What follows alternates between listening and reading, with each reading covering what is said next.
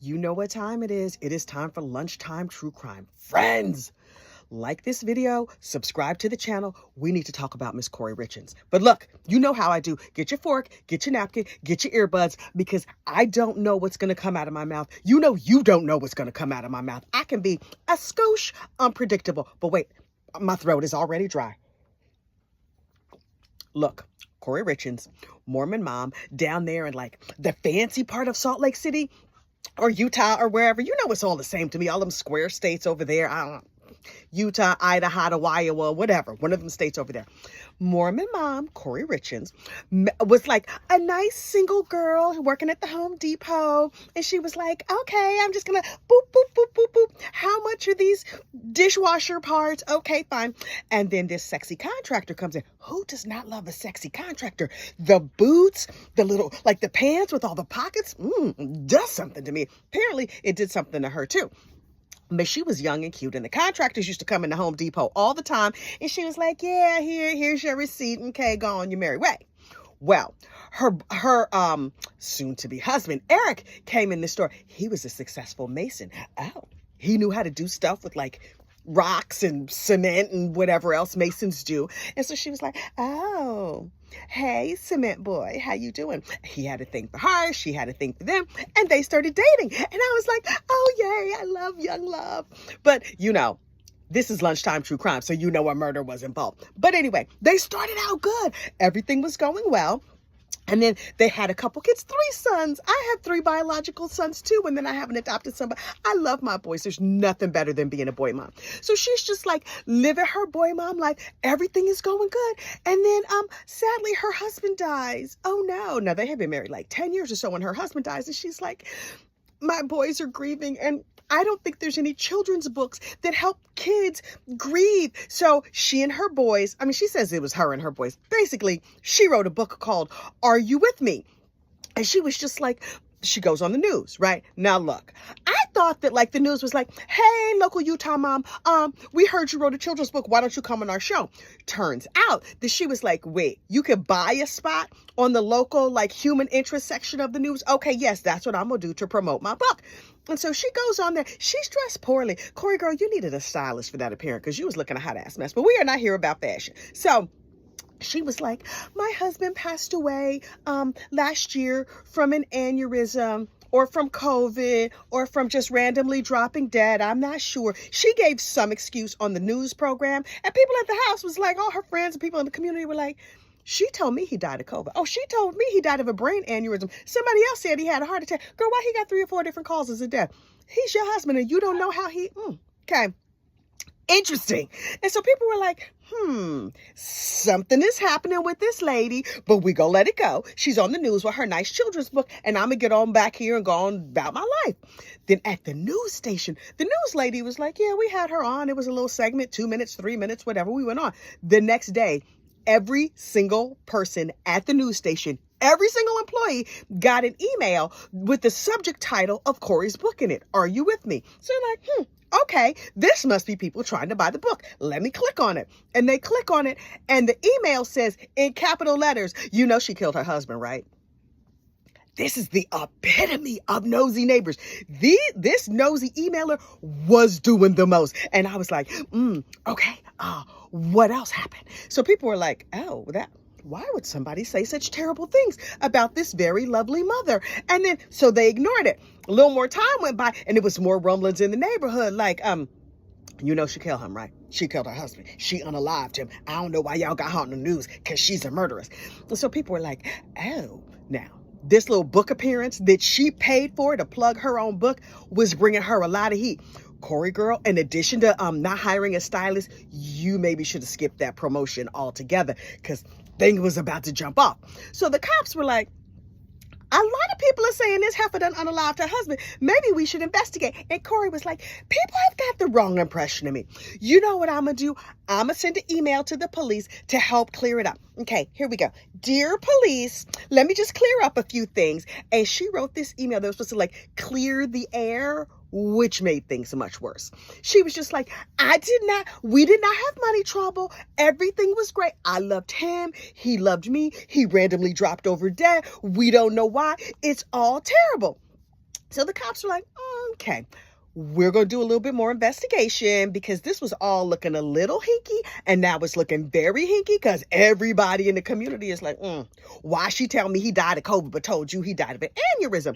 And so Kouri, in addition to being a stay-at-home mom, was like, my husband was a successful businessman. I want to be a successful businesswoman. And so she got her real estate license and started flipping houses. Okay, on a side note, never buy a flip house. I'm telling you right now, don't do it. Don't do it. Because here's the thing. If somebody lives in a house and they fix it up for their own comfort or whatever, then it's probably decent quality work. No guarantee. But like if they bring in professional contractors and get it fixed up, great, wonderful. But if they just fixing it up to sell it, the lowest end, the cheapest, the spit glue of everything. You know how I know? A, I used to be a real estate agent. B, I made the mistake of buying a flip house. Child, the headaches. Anyway, so Kouri had sold this flip house to a couple, and the couple was like, why is everybody in the family suddenly sick? What's going on? Turns out this house she sold was a mess. There was mold. There was things falling apart. And Kouri was like, I know an inspector. My inspector friend is going to come on in. So people who bought Kouri Richins' houses were like, she's shady anyway. Have the police come over here and talk to me. And I could tell you all about her shady behind. But in the community, she still had a mostly shiny reputation, although it was starting to get a little bit of tarnish. So the police were like, let's just do some more research on the woman that people say may have killed her husband with the shady flip houses. Let's see. The day after the funeral, the day after his death, like he died on, say, a Sunday. Monday, she went and closed a real estate deal. It's like, oh, in your grief, you went and closed the sale of a multi-million-dollar property. Okay, everybody grieves in a different way. Me personally, I don't go do real estate transactions on the immediate heels of a death, but that's just me. You can grieve how you want to grieve. When I was a real estate agent, though, I did have a baby one day and then literally went to a closing the next because mama had to make her money. But that was life, not death. And also, then I went home and breastfed my baby. But I'm getting ahead of myself. So the cops were like, okay, when we interviewed her the day of the death, she was like, he and I were celebrating a real estate transaction that I had just closed. And then their investigation reveals she did not close it until after he died. And then they talked to Eric's family, and Eric's family was like, yeah, he had said no. He said he didn't want any parts of that real estate deal. And then he mysteriously dies, and she closes the transaction the next day. That is very curious. So they start doing some research into her books, and they were like, let's do a little forensic accounting. Get out a calculator, flip through some pages. And they were like, oh, let's see. We see where she's forged his signature, and she's taken out $250,000 worth of loans using his name, using the equity in their shared home. Did Eric know about this? Because I don't think Eric knew about this. Also, in their research, they discovered that young Kouri took out five life insurance policies on her dearly departed husband. Kouri, girl, it's not looking good for you. I don't think you're supposed to do that. Like, I'm not a super religious person, right? But I don't think there's any spiritual paths or religious paths where they're like, it's okay to unalive your husband for 5 insurance policies. But she was like, he died of natural causes and I have children to raise and blah, blah, blah. But okay, he's no longer living and we had some trouble in our marriage, but things are going great. But now that he's dead, he's been dead for 2 whole days. I'm gonna have to get a locksmith in here to open this safe so I can get this will out because I'm gonna need this cash because I got to fix up that house I just bought. So Eric's sisters, they had a big, like, multi-million-dollar house with rooms and, guest house and all this other stuff. There's a safe in the garage, right? And Eric, the dead husband's sisters, were staying on the property. Early in the morning, here come the truck for the locksmith up the driveway. Here are the sisters who didn't like Kouri anyway. They're like, Heifer, what are you doing? And she's like, don't mind me. I have a locksmith here because I need to open this safe so I can get access to the wills and everything. And the sister was like, no, you will not. You are not, this is not yours. This house is not yours. And she's like, I was the wife. I was the next of kin. Locksmith, open the lock. And the sister-in-law was like, Heifer, back up. And they got into an argument. And Kouri, the grieving widow, punched her sister-in-law several times in the head. Ma'am. Now, I understand that grief can make you do some crazy things. punching your sister-in-law in the head over a safe, over a will, is probably not going to look good for you. That's just a pro tip from me to you. You go around punching people, the judge is not really going to understand. But they get the safe open, and she's like, okay, so look, this is my house. Everything in here belongs to me. Let me read this will. Oh, shoot. Yes, I had some secrets whereby I had secret life insurance policies. Looks like the husband had some secrets too. He had told his family, if I drop dead, look at that heifer.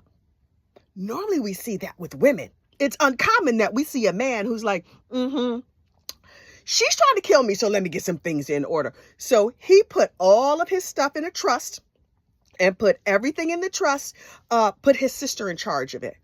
Oops. Now, when they got married, Eric already had money and Kouri had like a tight body and a nice personality.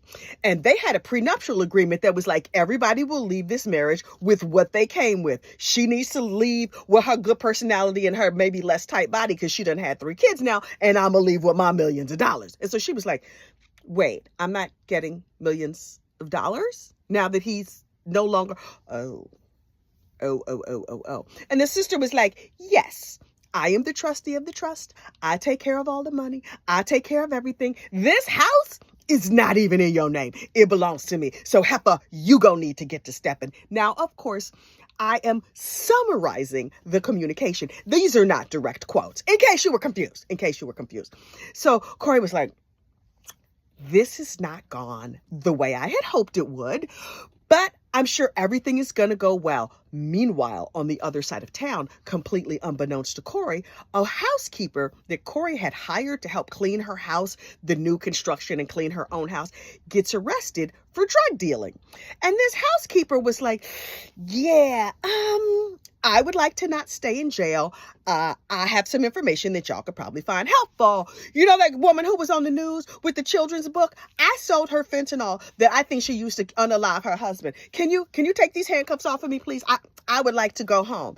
And Kouri was like, so there's no drug dealer confidentiality, because I thought there was drug dealer confidentiality. Had I known that there was no drug dealer confidentiality, I might not have sent 25 text messages to my drug dealer to ask her to get me fentanyl.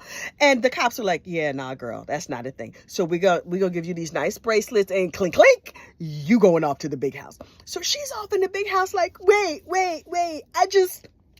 this is not right. I mean, I didn't realize that she could tell you things that I told her. And I have a really good reason why I bought fentanyl from her a couple of times. If you would just let me think up a good story, then I will be happy to tell it to you. And they were like, go on, sit over there in that jail, because what we not gonna do is hear from you and your foolishness. And she was like, dang, okay. So they go looking through her. You know what they do. They look at your Ring doorbell. They look at your Google searches, because Google's telling everything. Yes, Google knows you. Google's listening in your house. Google listening to me right now, right? Google and Ring, they are watching you. Back in the day, people used to be like, the government is going to track us. They're going to put a chip in your arm, inside the vaccine, whatever. No. We all track ourselves and send the information to Google and are happy to be tracked. We're like, oh, what else? They can read my mind. So they looked at Miss Kouri's Google searches. Her Google searches included searches such as, where are the luxury prisons in the United States for women? Ma'am. You know you're supposed to search on incognito for that, right? Like, it's an incognito feature. You're supposed to, okay. And then she searched, when does the FBI get involved in a murder?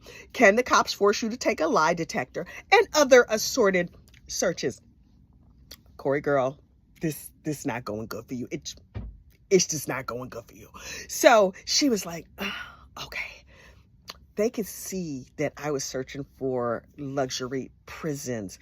Also, are there luxury prisons? And Kouri girl, after I read about your search, I too went and did a search for luxury prisons. And I saw pictures of the luxury prisons. And you know what they are? Not luxurious. Not even a little bit. The thread count on those sheets is terrible. The mattresses are hard. You're sleeping next to a killer. It's a whole thing. Girl, you might want to go to federal prison. But since you committed a state crime, you going to the very, very not luxury prison. So she was like, okay. I have money of my own that I made from my real estate. Yes, I was $250,000 overdrawn in my checking account, but I had some money in a shoebox. And so I'm going to hire a very beautiful and competent lawyer who's going to fly in town on her private jet, and she's going to advise me. So you see Kouri sitting in court, and she's looking as sad. And Sky Lazaro, I think that's her lawyer's name. Sky is gorgeous. She's tall. She's all pulled together. She's very smart. And she stands up teetering on her giant heels like, Your Honor, my client says she didn't do it. Could she possibly have done it? No, she did not. So please give her bail and let her go be with her children. Now listen, Eric's sister was like, can I have a moment, please? Because I'm gonna need to speak. And the judge was like, yes, please step forward. And she was like, okay, I'm summarizing what the sister-in-law said. She said, this biatch, you don't even know the stuff she did. She punched me in my face twice. And then she realized that I was in charge of the money and she is not in charge of the money. She is a danger to the community. She is a danger to the children. She's a danger to herself. She's out here dealing drugs. She's doing the most. And the judge was like, thank you so much for your share. And Kouri was sitting there at the table like, these things are not true. How could they say? She was freaking out. And Sky was like, Kouri, calm down. And so the judge was like, okay, no bail. You're going to have to stay locked up. And Kouri was like, I'm sorry, what? I'm not made for prison. Have you seen the thread count? Did we talk about the food? The dining options are subpar. And Sky was like, girl, I got a nail appointment. These nails not going to do themselves. I need to get my Louboutins resold. So you go. And Kouri was like, I'm not going to make it. And Sky was like, okay, girl, you're going to be fine. You're going to be fine. Listen. Touching me. You've been all up in the jail. I have a flight to catch. All right, I'll see you soon. And Kouri was like, well, wait, I can't go to jail. Oh, my God. And everybody was like, ha, ha. Kouri's in jail. So Kouri took her behind back to jail. Now she real sad, right? Because it's sad when you're like, okay, I'm in a financial situation. I feel like I should unalive somebody. That's bad. And then she was like, but things couldn't possibly get worse. And then she was like, oh, my husband left all the money to his sister. That's definitely worse. But it couldn't get worse than that. And then she was in jail and she was like, this is terrible, but clearly I'm only going to be here for 2 or 3 days. And then it got worse. Girl, now you in there. We don't know when or if you ever get down. You facing LWOP, life without the possibility of parole for unaliving your husband, and your drug dealer housekeeper friend has rolled over on you. Kouri, girl, you need to plead. You need a plea deal. Now, I understand you still out here saying, I didn't do it. It was not me. Why would people think it was me? Oh, my goodness. And then we found out about the witness tampering. Child, last week, the jail did a search where they come in and they throw all your stuff around. They found a book. And Kouri wrote a very long letter to her mother where she's like, dear mom, it's called the Walk the Dog letter. And I talked about it one morning on my Rise in True Crime. Like at the top of the letter says, walk the dog. Dear mom, here are the things that you need to do. And then she went on to detail all the different ways in which her mother and her brother should lie to the police. Tell them this, tell them that, tell them this other thing. Okay, this is the story that I made up to explain how Eric, my dearly departed husband, who I love so much, who didn't leave me millions of dollars, this is how he got fentanyl in his system. It wasn't from me and that loose-lipped drug dealer. It was from this whole other situation. Oh, she broke it all the way down. And the police found it all. And then they went back and looked at her videotapes from her phone calls. Old girl was writing stuff on pieces of paper and then holding it up to the screen and then tearing it up. So her mama was reading the screen and she was like, okay. Kouri, girl, you looking guilty as anything. I'm here for this entire story. Now, look, usually on Lunchtime True Crime, we know how the story ends and we can wrap it all up with the bow. But Miss Kouri, she hasn't even come to trial yet. She's had one hearing or maybe 2 during which she was like, I can't go back to jail. It's terrible in there. My outfits are bad. I don't have a belt to cinch my waist. The bras are not supportive. Child, it's a mess. And so everybody was like, Kouri, the only person who thinks you're not going to jail is you. We all know that you are currently in jail and very likely to stay there. So we just, look, I got an old Southern auntie and she would just say, honey, hide and watch. That's all you can do is hide and watch. When it comes to Miss Kouri, that's what I'm doing. I'm gonna hide and watch. So this lunchtime true crime will have to be continued. What will happen to Kouri? Will Sky have a new nail color? What outfit will she wear the next time she goes to court? How long will Kouri Richins get? Are the sister-in-laws thrilled? Who is taking care of the boys while Kouri is locked up in jail and now their daddy is dead? Will the kids write a book called Mommy, Why Did You Kill Daddy? This and many more questions will be answered whenever we have answers. All right, listen, you know your boss is looking for you. Get back on them phones. Clean your dishes. You know your mother does not work here. Thank you for coming to Lunchtime True Crime. Like this video, subscribe to the channel, and I will see you in the next one. Bye-bye.